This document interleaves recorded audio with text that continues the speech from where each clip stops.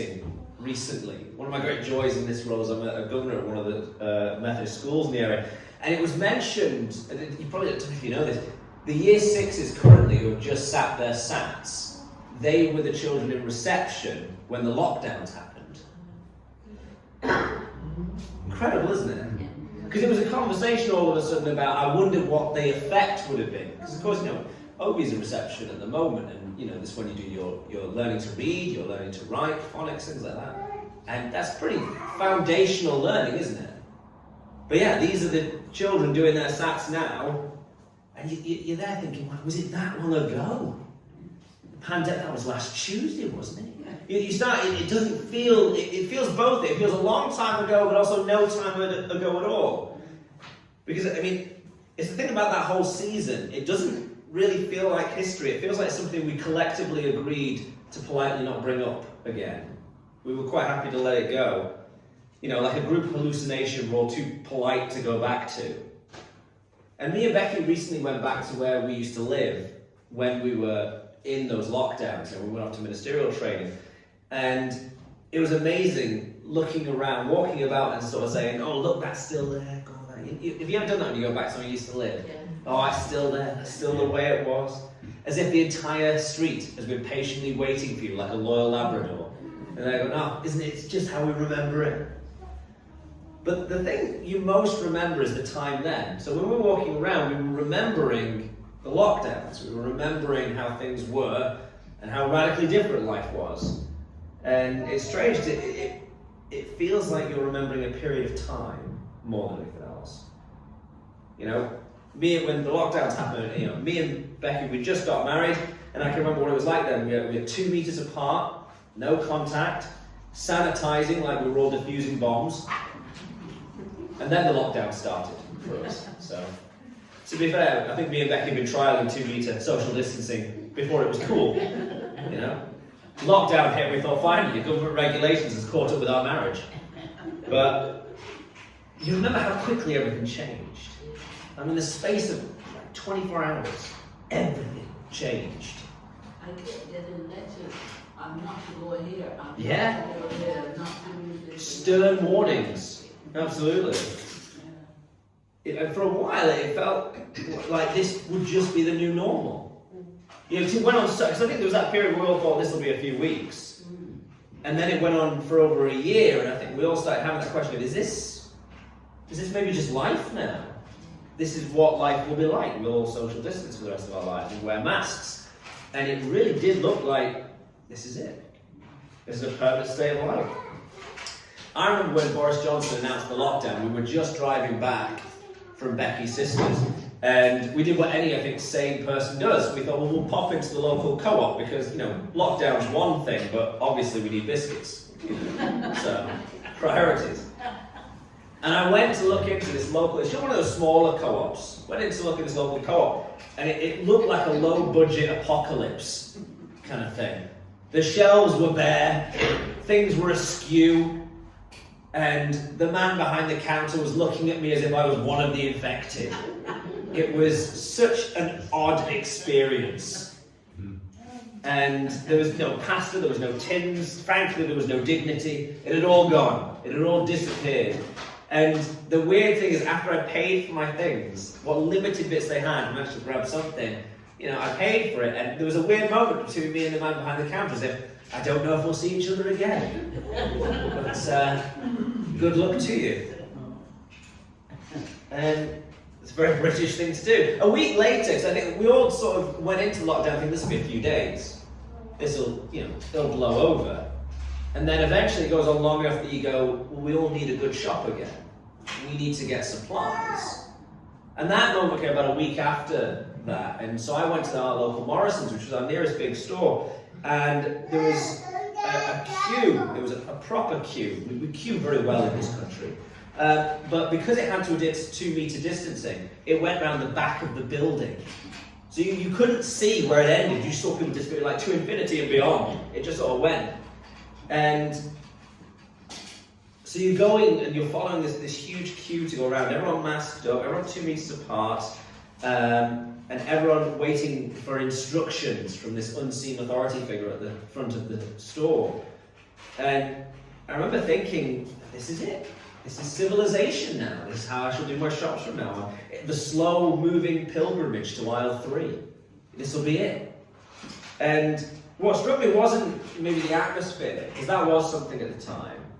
But it was this notion of that when fear became a thing, how people changed in those moments.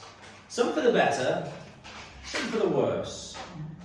You know, you could feel it. There was uncertainty, there was anxiety, the sense that everyone is suddenly only ever 2 bad headlines away from panic. That was the realization. And people were looking at each other differently. For some it was really wonderful. For others, you were no longer neighbours. You know, you were potential threats, you were potential risks to their own health. An obstacle to survival. And some of the ways we were responding to fear, it was just through greed. It was horrible. I can see that, because this was the first week. This is before we realised how people would respond. I remember being stood as soon as I could see the entrance of that shop, and people were coming out with trolleys full of essentials. More than just essentials. These are like, just in case I need 17 bottles of disinfectant and a mountain of frozen peas kind of thing. You know? But they'd come out as hoarding it. And you'd hear on the news, you remember how toilet roll became so scarce. I remember watching someone leave a trolley full of toilet roll.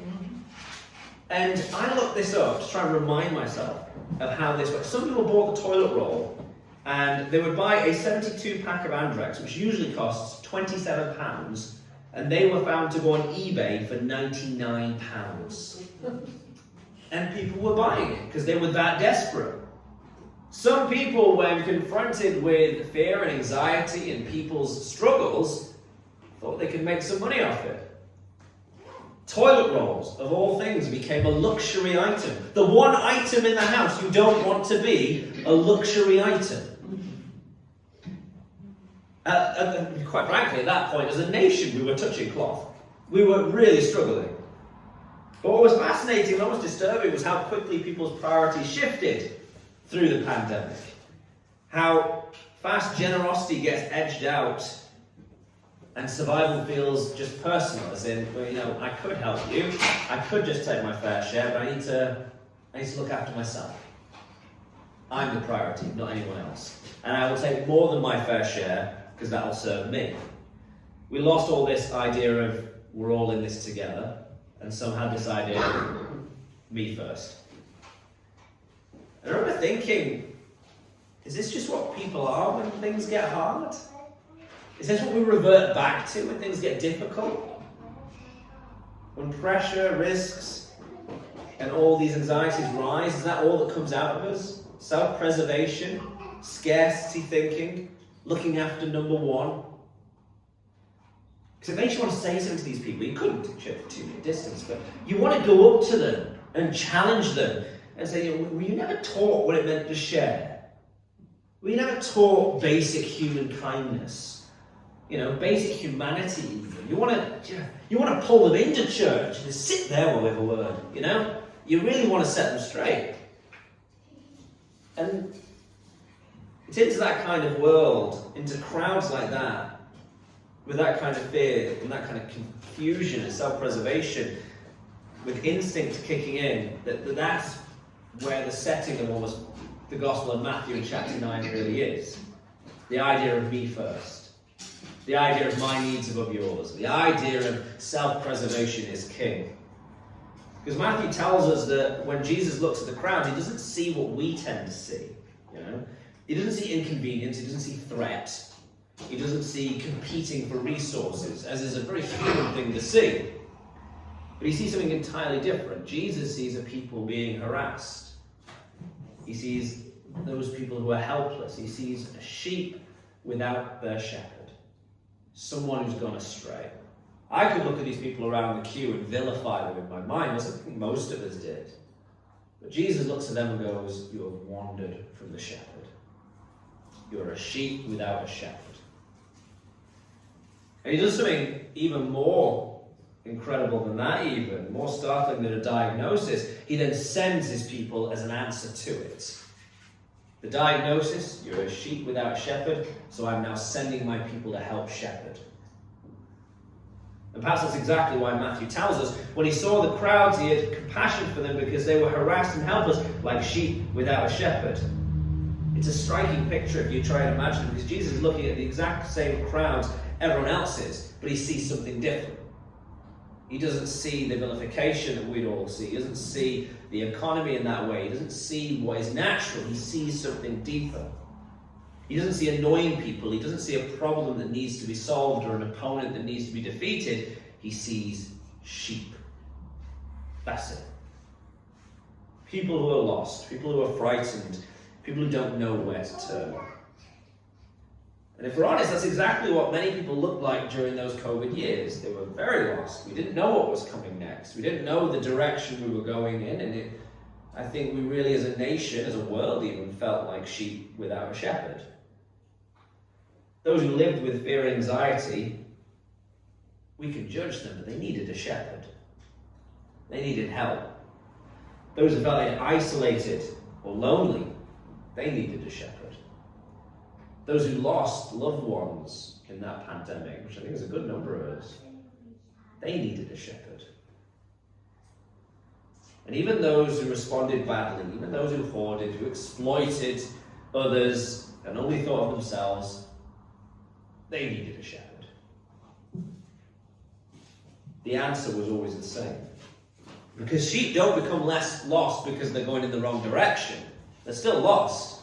They still require that correction. We're just not happy at the direction they're going.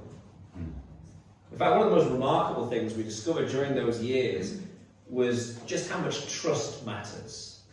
I'd argue we've not gotten over this as a nation about how trust worked between us and the government during those years. People naturally follow leadership they trust. Leadership that leads them well.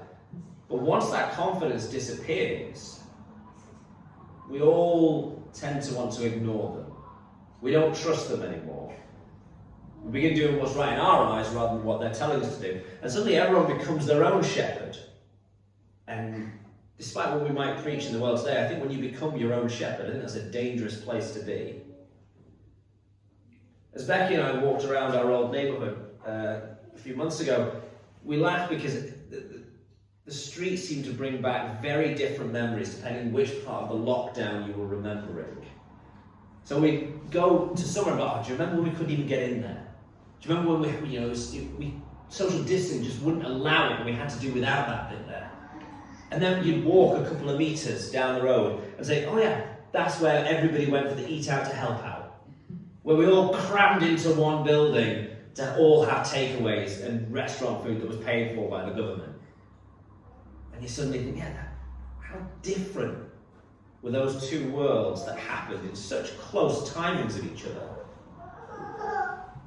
The whole thing felt incredibly confusing. 1 minute, stay at home, don't dare go out, don't dare go anywhere. And the next minute, go out, support your economy.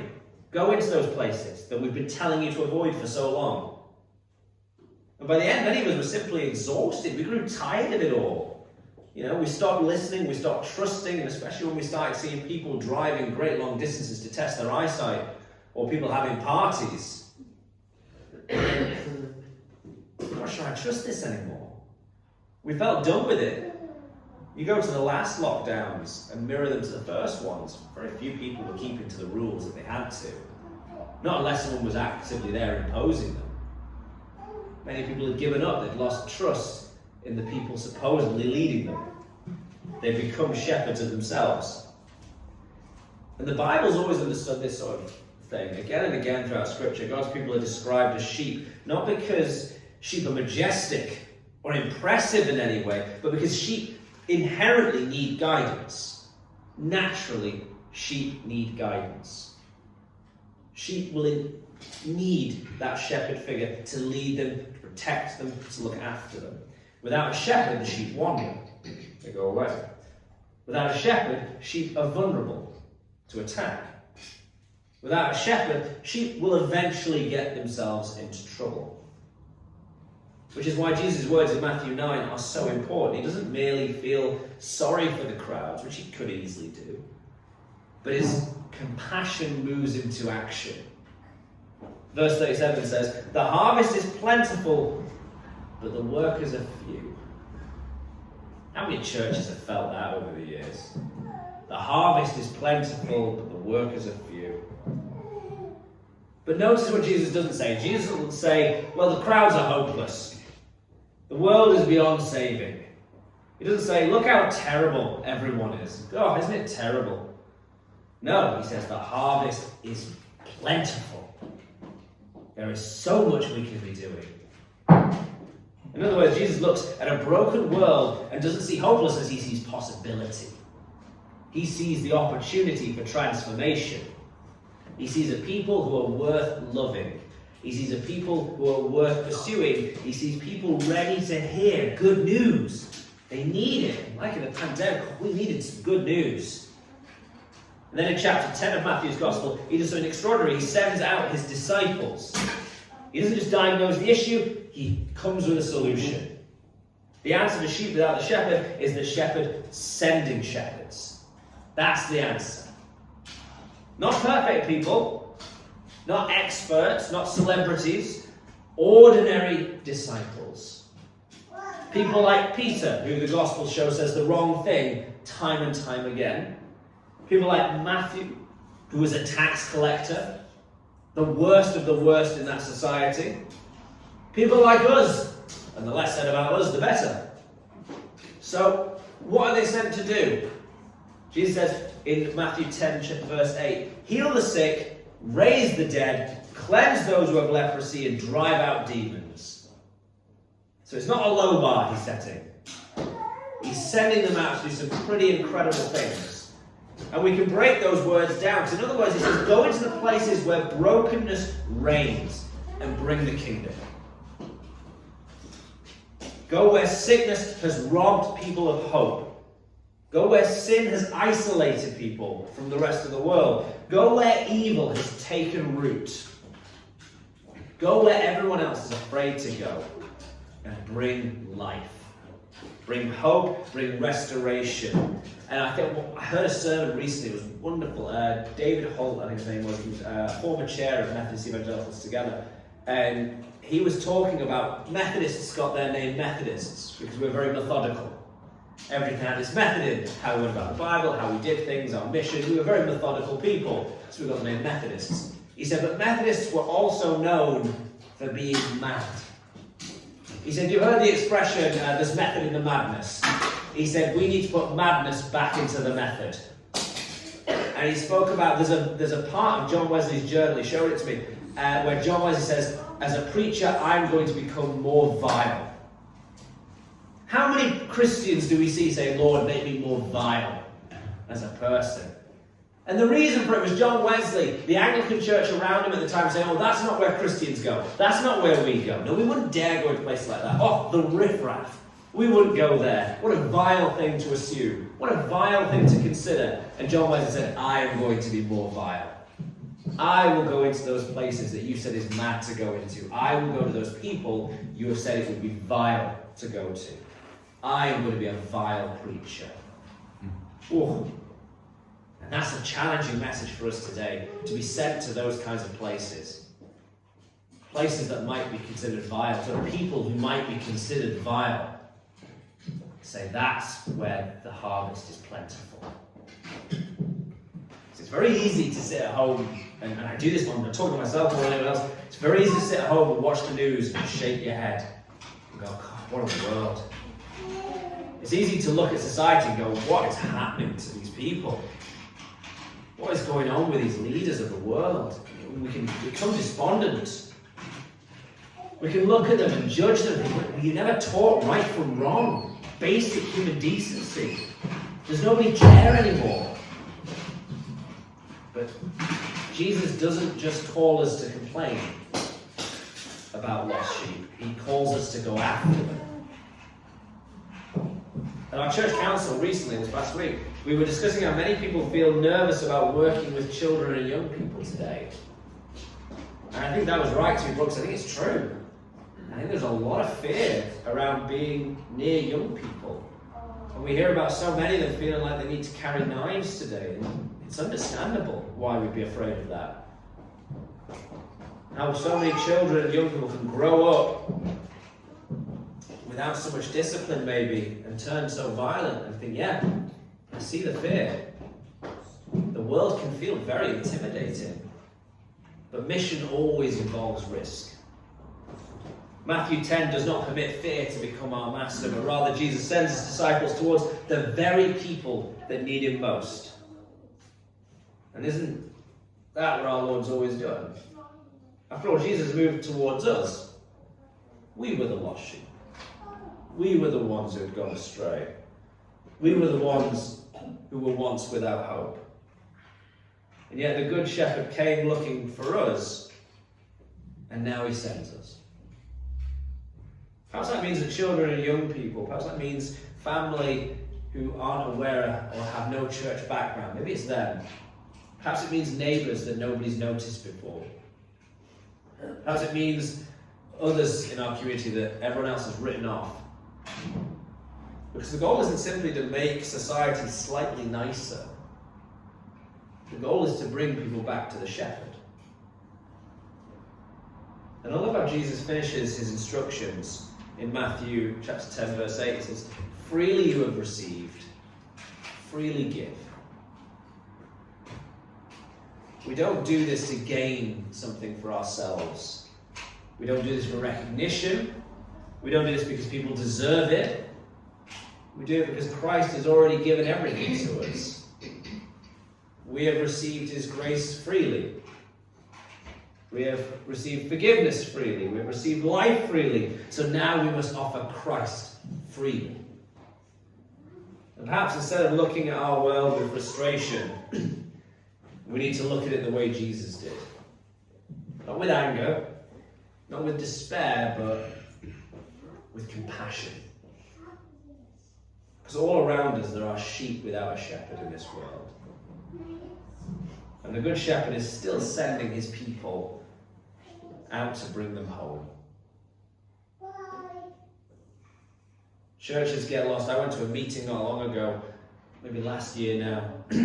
Several circuits got together, and they were all taking this moment to share the wonderful things we do as a circuit. And so one minister said, how much of what we do is just a nice thing to do that the council would be happy to do?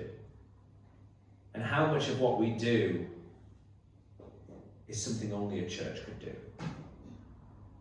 A pantry is not something that anywhere else couldn't do. A little get-together anywhere could do that. There are so many places, community hubs that could open their doors. There is only the church that can offer Christ. The harvest is plentiful. Let's make sure we're the workers to go out and go into that harvest. Was in your hands, you gave me